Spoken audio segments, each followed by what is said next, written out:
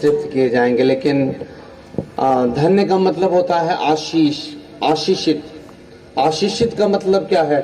जो संसार में हम देखते हैं कि एक इंसान जो ईश्वर के खोज में रहता है, अपने जीवन की समस्याओं से निकलने के लिए जो शांति की तलाश, छुटकारे की तलाश, चंगाई की तलाश, या फिर जो भी समस्या से निकलना चाहता है, उसी को आशीष बोलते हैं। समझ रहे बात को? उसी को आशीष बोलते हैं। और सारी सृष्टि को बनाने वाला परमेश्वर प्रभु यीशु मसीह का कहना है कि धन्य है वे जो धर्म के भूखे और प्यासे हैं, क्योंकि वे तृप्त किए जाएंगे। अर्थात अगर सिर्फ भूख भी है ना सच को जानने के लिए, तो प्रभु यीशु मसीह कहता है तुम आशीषित हो। हालेलुया, परमेश्वर की स्तुति हो। सिर्फ भूखे भी रहेंगे ना, प्रभु कहता है आपको आशीष मिल जाएगा। आज ये मेरा वचन नहीं है, प्रभु यीशु का वचन है। ज्यादा समय नहीं लेंगे हम चाहते हैं कि एक छोटी सी गवाही हमारे बीच में, जो बहुत महत्वपूर्ण गवाही है, हम चाहते हैं कि छोटे शब्दों में सौरभ भाई हैं, प्लीज आप आइए आगे जल्दी से। एक छोटी सी गवाही हम चाहते हैं आपके बीच में रखना, कि ताकि आप सुने कि परमेश्वर कैसे हम सभी के जीवन में कार्य करता है। ईश्वर बटा हुआ नहीं है, संसार में जो है ईश्वर को भी बांट दिए हैं, ये धर्म वो धर्म, तुम्हारा ईश्वर मेरा ईश्वर। थोड़े में इनका परिचय बताएंगे। आज से कितना 2-3 महीना हुआ होगा शायद, है ना? 2-3 महीना पहले, 4 महीना पहले इनसे मेरी मुलाकात हुई फोन पे, और बहुत सारा इनके मन में नेगेटिविटी था, विरोध की बातें बोल रहे थे। लेकिन किस प्रकार से ये प्रभु को जाने, उनके जीवन में क्या था, प्लीज थोड़ा आप लोग गौर से सुनिए, ताकि संभव हो कि आपके जीवन में इनके जीवन की गवाही से कुछ आशीष मिल सके। खाना तो बन ही रहा है, तो मिल ही जाएगा। खाने के लिए मत मूड में बैठे, खाना आपको मिल ही जाएगा। अरुण भाई, सबके लिए है ना खाना का व्यवस्था? हाँ, तो खाना मिल जाएगा। थोड़ा सा मूड ऑफ करके मत रहिए, है ना? मान लीजिए कि चलिए संसार में हम लोग सबका बात सुनते ही हैं, थोड़ा इनका भी सुन लिया जाए, है ना? लेकिन मन से सुनिए, बिना मन से मत सुनिए। अगर बिना मन से सुनना है तो अरुण भाई से साइड में जाके खाना लीजिए, घर जाइए, है ना? यहाँ मेरा आपसे रिक्वेस्ट है कि जरूर आज आपके जीवन में परमेश्वर बात करने जा रहा है। सौरभ भाई। सभी को जय मसीह की। हम कभी स्टेज से बोले नहीं है, ऐसे तो डीएवी स्कूल से पढ़े हैं और उसके बाद इंजीनियरिंग भी किए, 10 लोगों के सामने भी नहीं बोले हैं, पर आज मुझे लगा कि मुझे बोलना चाहिए। मेरा नाम सौरभ हुआ। ऐसे बेसिकली मैं औरंगाबाद बिहार का रहने वाला हूँ, बट सारा पढ़ाई लिखाई मेरा यहाँ बोकारो से हुआ है। मम्मी पापा का सिंगल चाइल्ड हूँ, मतलब अकेला लड़का हूँ, बहनें हैं। मम्मी पापा कभी कोई कमी नहीं रखे, सब कुछ मिला, सब कुछ जो एक माँ बाप देता है, सभी के माँ बाप सभी को देते हैं, सब कुछ मिला। पर हम यहाँ खड़े होकर बोल रहे हैं तो अपने आप को ये साबित नहीं कर रहे कि हम बहुत ज़्यादा धर्मी है या बहुत ज़्यादा अच्छे हैं, ऐसा कुछ नहीं। बहुत लड़के हैं जो अपने माँ पिताजी का रिस्पेक्ट करते हैं। ये चीज़ जब मैं 11-12 में था तो किसी मम्मी पापा का बात को नहीं मानना, उससे ज़्यादा बदतमीजी कर लेना, ये सब चीज़ मेरे अंदर उसी समय से था। 2012 में मैंने बिहार इंजीनियरिंग का ये बीटेक में क्वालिफाई किया था, मोतिहारी से वहीं पढ़ने गया था। 14 तक बिल्कुल ठीक था, लाइफ चिल एकदम, जैसा एंजॉय किया जाता लड़का वैसा एंजॉय करते थे। पढ़ाई लिखाई सब बढ़िया चल रहा था। फोकस था कि 2016 के बाद दिल्ली जाना है, मेडजी में तैयारी करना है, उसके बाद जॉब तो मिल ही जाएगा, कोई कंफर्म थे एकदम बिल्कुल। पर 2014 के बाद मुझे तबीयत खराब होना स्टार्ट हो गया अपने आप में। तो फिर मैं ज़्यादा ध्यान नहीं देता था कि अरे ठीक है, नॉर्मल है, ज़्यादा हो रहा है। दोस्त बोलते थे चल ज़्यादा सोच रहा है, बियर पी ले, ये पी ले, वो पी ले, ऐसा बोलते थे। मैंने 1-2 बार ट्राई किया, ज़्यादा नहीं, 1-2 बार ट्राई किया। उनके बोलने पे नहीं, वो गलत नहीं था, क्योंकि मेरा मन था। कोई किसी को गलत नहीं कराता है। अगर आप सिगरेट पी रहे हो, आप दारू पी रहे हो, तो कोई किसी के संगत से नहीं, आपका खुद का चॉइस है, तभी आप ऐसा कर रहे हैं। उसके बाद धीरे धीरे तबीयत बहुत ज़्यादा ख़राब होने लगा, दवा बीच में चलने लगा। बेसिकली पहले मेरे पेट से प्रॉब्लम होना स्टार्ट हो गया। अकेला लड़का हूँ, माँ पिताजी बहुत परेशान रहते थे, उसके बाद 2016 में जब पास आउट किया तो सारे लोग दिल्ली की तरफ चले गए, किन्हीं को प्लेसमेंट मिला, मुझे भी था, तो मैं सोचा कि नहीं प्राइवेट की तरफ नहीं जाके मैं ट्राई करता हूँ। सब कुछ ठीक था और मैं बिल्कुल नास्तिक लड़का, बिल्कुल कुछ नहीं जानने वाला, कुछ नहीं मानने वाला। मेरे लिए पापा पैसा देते थे, वही सब कुछ है और बस अच्छा से जीवन गुजरता था। उसके बाद से मुझे एक सिम्टम ये होने लगा कि मैं सो नहीं पाता था रात में।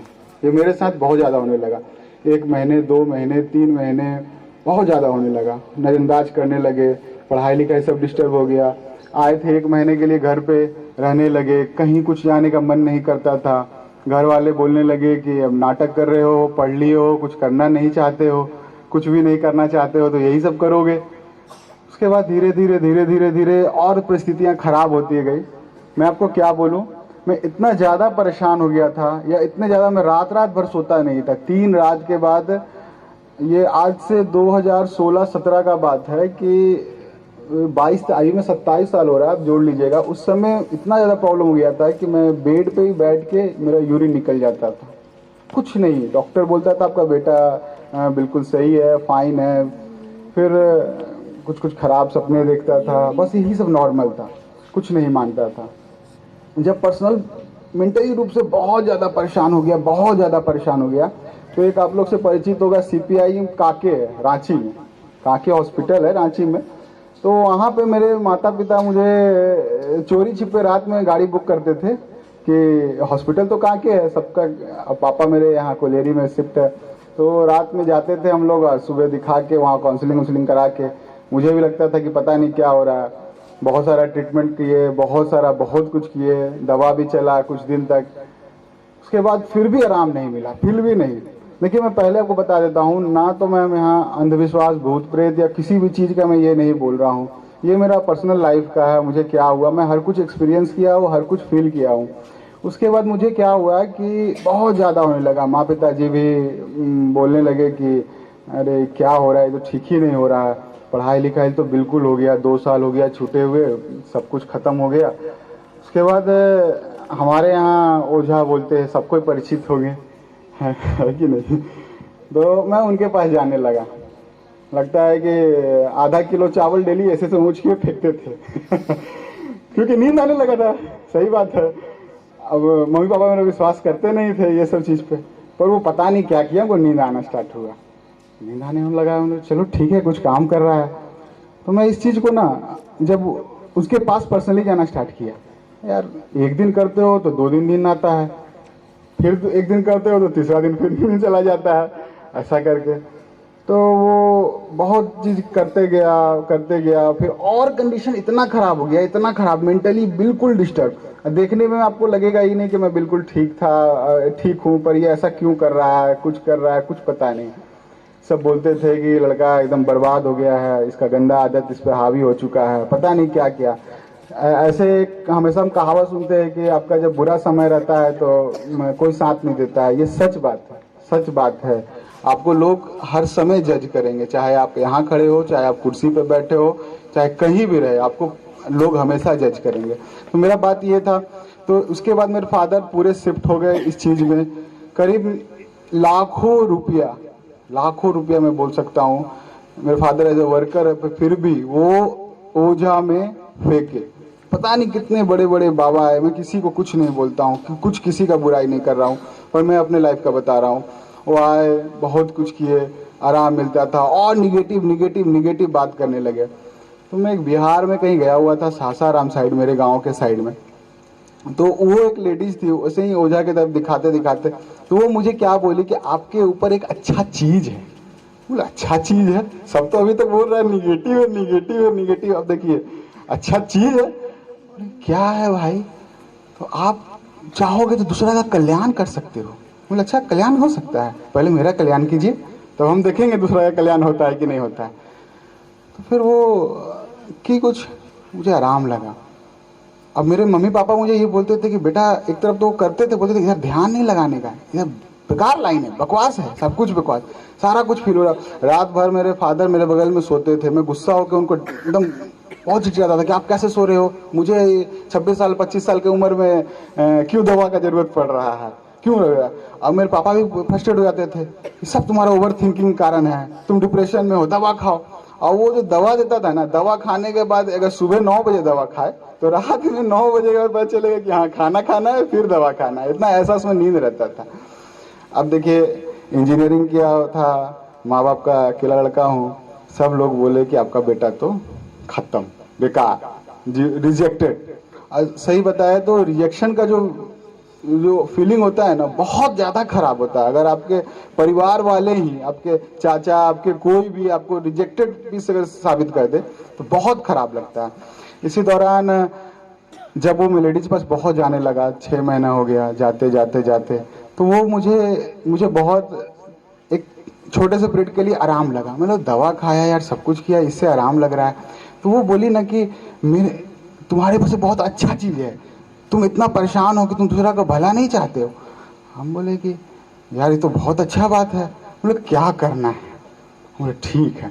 बोले कुछ नहीं, मेरे बगल में बैठो, मैं तुम्हें कुछ कुछ बताऊंगी, वैसे ऐसे करते जाओ। बोले ठीक है। मेरे मम्मी पापा उस समय भी अगेंस्ट थे। बोले क्या करने जा रहे हो? वो उनके यहाँ पास जाऊँ, मैं किसी को बताया नहीं। मैं उनके पास गया, वो बोले ऐसे ऐसे बोलना है, ऐसे पानी फूक के दे देना है। एक लेडीज आई, उनका कुछ प्रॉब्लम होगा वो बोली कि ऐसा ऐसा करो, पानी फूको और दे दो। पानी फूकिए, मैंने दे दिया।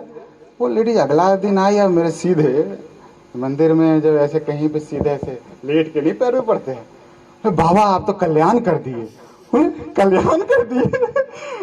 अब देखिए, अब तो अपना भी इलाज करा रहे थे और ये लग रहा है अब तो हम इलाज करने बैठ गए वहां पे कल्याण। अब वो वहां पे अगल बगल अचानक से ये सब ये होने लगा कि अरे यार ये तो ये इससे बहुत कल्याण हो गया। तो मुझे वो बैठाती थी और मैं बोलता था, और लोग, मुझे आज तक पता नहीं चला कल्याण हुआ कि नहीं हुआ। हकीकत में नहीं होता कल्याण उल्याण, अगर कोई सोच भी रहा है तो मत जाइएगा कुछ नहीं होता है। अगर मुझे डायरेक्टली बोला जाए तो मैं ओझाई किया, ओझा, जब कोई गम नहीं, ओझा जिसे बोलते हैं, मैं ओझा था, ऐसा बोला जाए। अब तो भाई लोग बोलते एक तो बीटेक नौकरी नहीं तो ओझा ही बनेगा और क्या करेगा ऐसा हो गया। ये 3 महीने चला। मैं जब उनको देखता था कि बहुत पैसा लेती थी, हम जो बोले कि अगर आपके पास ईश्वर का इतना बड़ा शक्ति है तो पैसा क्यों लेती है? पैसा मत लीजिए। अरे हम नहीं पैसा लेते हैं, ऐसे ऐसा ऐसा करके। फिर मैंने एक दिन उनका विरोध किया कि नहीं ये गलत है, ये बिल्कुल गलत है। क्योंकि जब मैं सुबह उनको ठीक करके आता था, रात में मैं फिर परेशान रहता था। बेकार बेकार सपना देखना, बहुत चीज गलत गलत चीज होने लगा। इस बीच में एक मेरे माता पिता छोड़ के सारे परिवार के लोग रिश्ता नाता काट लिए एक तरह से। पीठ पीछे क्या बोलते थे सब पता चलता था। दोस्त यार का तो कुछ कहना नहीं, कोई नहीं बचा था उस टाइम तक। जब उनका मैंने विरोध किया तो मैं बोला कि नहीं ये चीज सच नहीं है। देखिए मैं एकदम सच्चाई बोल रहा हूँ, ये चीज सच नहीं है। अगर कोई शक्ति है जो आपको ठीक कर रही है अगले को मेरे द्वारा, तो मुझे क्यों नहीं ठीक रख रही है? एक तरह से फॉल्स ब्लेसिंग है ये। मैं एक्सपीरियंस किया हूँ, मुझे आप कुछ भी बोलो पर मैं ये हुआ है मेरे साथ। मैंने बोला कि नहीं मैं ये नहीं करूँगा, और मैंने खुल के बोला कि आप गलत हो, और अगर कुछ है तो मैं खुद से तलाश करूँगा, क्योंकि ईश्वर और परमेश्वर आपका केवल नहीं है। अगर कुछ है तो मैं भी तलाश करूँगा। उस दौरान जब मैं उन्हें छोड़ा तो जो एक छोटा सा गांव था, उस गांव में तब तक कुछ नहीं था। अचानक से लोग मुझे ब्लेम करने लगे कि ये करता है, जैसे लैंग्वेज में कि ये कुछ जादू टोना कर दिया, कुछ ये कर दिया, कुछ वो कर दिया। मुझे बहुत खराब लगा। सबसे ज़्यादा खराब ये लगा कि मेरे माता पिता को खराब लगता था, बहुत बहुत। इसके कारण तो मैं बहुत ज़्यादा डिप्रेशन में रहने लगा। हिंदू फैमिली से बिलोंग करता था, बहुत ज़्यादा देवी का भी बहुत शुरू से पूजा करता था। मैंने सब कुछ छोड़ के, रात भर नींद नहीं आता था, अपने मम्मी पापा को भी नहीं बोला कुछ। मेरे गांव के बगल में एक मंदिर था, मैं दिन आँख खुलते ही वहाँ जाता था, और मंदिर में सुबह से लेकर, ये झूठ की बात नहीं है, वहाँ आप जाके पता करोगे तो सब कोई जानता। सुबह 8 बजे बैठना था और शाम को 4 बजे एक टाइम खाते थे, फिर रात में वहीं सोते थे। करीब ये 3 महीने तक चला गया। देखिए अब तो मैं मसीह में हूँ, पर हिंदू बैकग्राउंड से मुझे लोअर कास्ट बोला जाता है। तो उस जो जो प्रीस्ट थे उस मंदिर के, वो मेरे डेडिकेशन को देख के बोले कि आज सुबह का आरती तुम करोगे, शाम का आरती तुम करोगे, सब कुछ तुम करोगे। एक तरह से चार्ज दे दिए, बोले कि तुम इतना ज़्यादा डेडिकेटेड हो। वहाँ से भी हमको सच मानिए तो कुछ शांति नहीं मिला। ये 6 महीना तक चला, कुछ शांति नहीं मिला। लोग आते थे, नारियल फोड़ते थे और बोलते थे कि मैं चुपचाप कोना में बैठा रहता था, कुछ नहीं करता था, बस बोलता था कि प्रभु हमको ठीक करो, हे ईश्वर हमको ठीक करो, ऐसा क्यों हो रहा है, क्यों हो रहा है करके। कुछ नहीं हुआ, कुछ भी नहीं मुझे मिला वहाँ से। और लोग बोलते थे कि 1-2 रुपया कमाएगा कि बाप कहीं पर जीवन भर रहेगा, ऐसा बोल के बोलते थे। उसके बाद मैं मज़ार पकड़ा, चलो ये चीज़ नहीं काम कर रहा है, मैं मज़ार पे देखता हूँ। मज़ार पे भी दिन रात मेरे माता पिता भी बीच में इतने ज़्यादा फ्रस्ट्रेट हो गए, बोले कि अब ये ना मेरा सुन रहा है। देखिए थोड़ा समझिए, क्योंकि मैं इतना ज़्यादा फिजिकली रूप में किसी को समझा नहीं पाता हूँ, यहाँ खड़ा रह के बोलता हूँ और कोई समझेंगे भी नहीं शायद, क्योंकि ये बोलना आसान है। मैं उसे हर दिन महसूस करता था, रात में सो नहीं पाता था, अजीब अजीब चीज़ होता था, ये सारा कुछ मेरे साथ बीता। फिर मैं मज़ार गया, मंदिर गया, पता नहीं बहुत कुछ गया, बहुत कुछ गया। जब एक मेरे फादर के इंजीनियर थे, पता नहीं वो मुझे बहुत दिन से नोटिस कर रहे थे। उन्होंने बोला कि यीशु मसीह को जानते हो? बोले यीशु मसीह का नाम क्यों लेंगे, नहीं लेंगे नाम यीशु मसीह का। तेल दिए अनॉइंट करने के लिए और एक पानी दिए थे। तो मैंने बोला कि ठीक है, सब तो ट्राई किया है, आप भी दे के जाइए। सबका हम यूज़ करते थे, उसका उनका लिए और बालकनी से निकल के फेंक दी। नहीं नहीं नहीं नहीं नहीं, ये दूसरा धर्म है, ये कैसे यूज़ कर सकते हैं। फिर जब मैं बहुत परेशान हो गया, बहुत ज़्यादा परेशान हो गया, देखा कोई रास्ता नहीं है, तो मैं खुद से एक मेरी बहन का स्कूल में एक नया नियम मिलता था, तो उसमें मैं एक मत्ती चैप्टर था, मैं बीच बीच में से उठा के पढ़ना स्टार्ट किया उस मत्ती चैप्टर को। तो मुझे अच्छा लगा और सुबह सुबह उठ के मैं प्रेयर करना स्टार्ट किया, जैसा उसमें लिखा था। सब चीज़ ट्राई कर रहे थे कि मैं ट्राई कर रहा था। और बोला जाए तो मुझे बहुत ज़्यादा, मतलब अगर दुनिया के लैंग्वेज में बोला जाए प्रॉफिट, पैसे के लैंग्वेज में बोला जाए बहुत ज़्यादा प्रॉफिट हुआ मुझे, इससे बहुत ज़्यादा प्रॉफिट हुआ। फिर उसमें बस यही था कि मूवी देख लेता था और थोड़ा बहुत प्रार्थना करता था।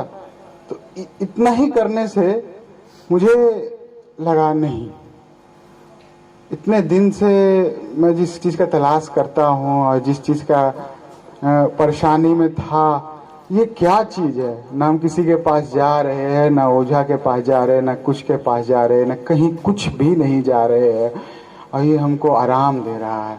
मैं हर दिन रात सुबह उठता था, प्रार्थना करता था, जैसा मुझे आता था। मेरे माँ पिताजी बस यही सोचते थे कि मेरा बच्चा कैसे भी ठीक रहे, उन्हें कोई और कुछ से मतलब नहीं था। सोना स्टार्ट कर दिया, हर कुछ स्टार्ट कर दिया, हर कुछ स्टार्ट कर दिया। पर एक चीज़ क्या था कि थोड़ा भी प्रॉब्लम होता था फिर शिकायत करते थे, थोड़ा भी प्रॉब्लम होता था फिर शिकायत करते थे, कुछ भी होता था शिकायत करते थे। यीशु का नाम जानते थे, यीशु मसीह भी नहीं बोलते थे, पिता परमेश्वर बोलते थे, क्योंकि हमको यीशु मसीह बोलना ये लगता था कि ये अलग धर्म का परमेश्वर है। पर नहीं, हम यीशु मसीह भी नहीं बोलते थे, पिता परमेश्वर करके बोलते थे।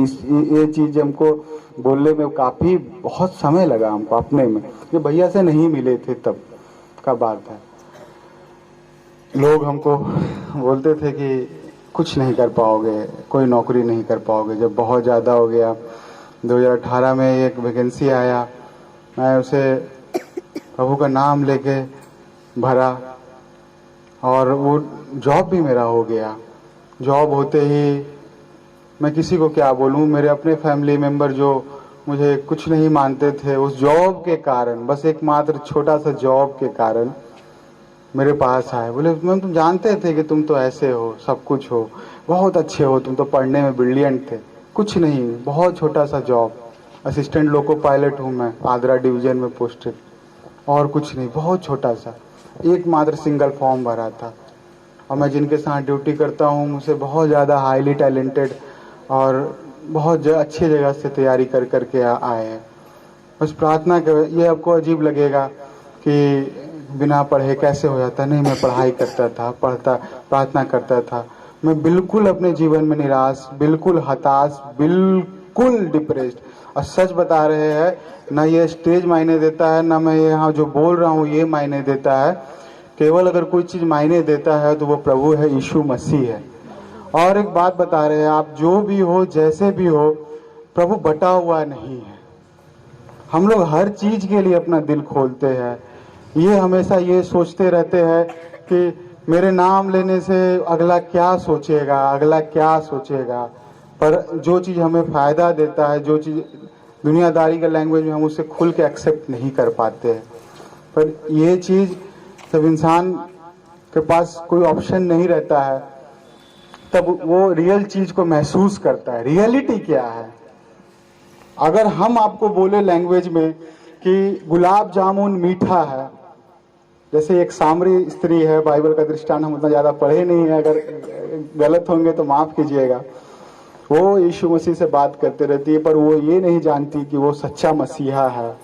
और वो गांव वालों को बताती है जाके कि कहीं ये तो मसीहा नहीं है। गांव वाले आते हैं, उनके साथ 2 दिन संगति करते हैं और उसके बाद आके ये बोलते हैं कि तुम्हारे बोलने पे नहीं, मैंने खुद जान लिया कि ये मसीहा है।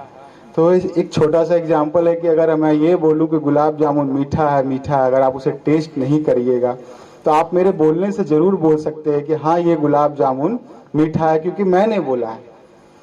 हर दिन मैं 10 दिन में आपको बोलूंगा कि हाँ ये गुलाब जामुन मीठा है, आप भी बोलोगे हाँ मीठा है।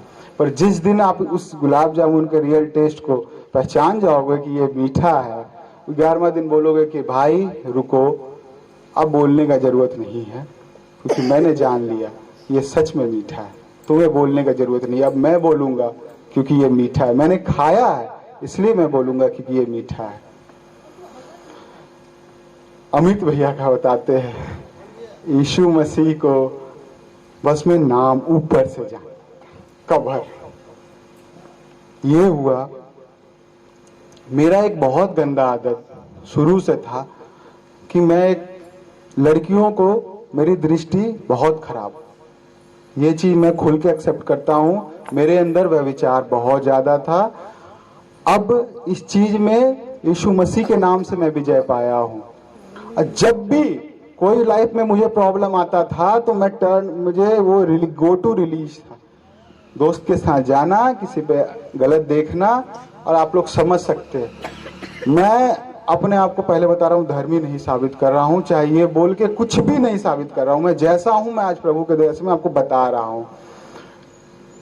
ये चीज मुझे बहुत खलता था, बहुत ज्यादा खलता था कि मुझे जब ये फिर से जब मैं गलत संगति में गया, जॉब तो मेरे पास आ गया यीशु मसीह के नाम, थकता नहीं था बोलते कि जॉब मेरे पास आ गया। लोगों को बताता था कि ईश्वर पे भरोसा रखो, जॉब कोई बड़ा चीज नहीं है, बहुत छोटा चीज है। परमेश्वर चाहे तो गिना हुआ सांस, फ्री का सांस दे रहा है।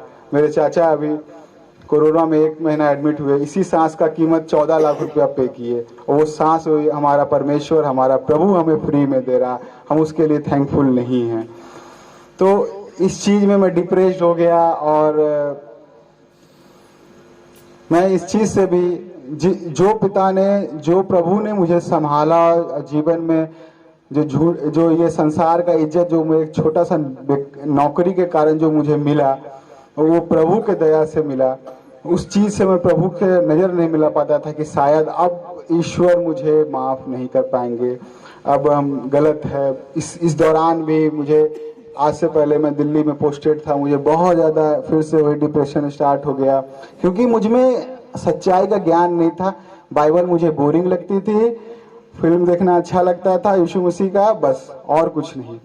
एक बहन के द्वारा दिल्ली में जब मैं था, बहुत ज़्यादा डिप्रेस था, ड्यूटी जा रहा था। मैं ये सोचता था कि ये रेलगाड़ी जिसमें जा रहा हूँ इसी में, यही मेरे ऊपर क्यों न चढ़ जाए।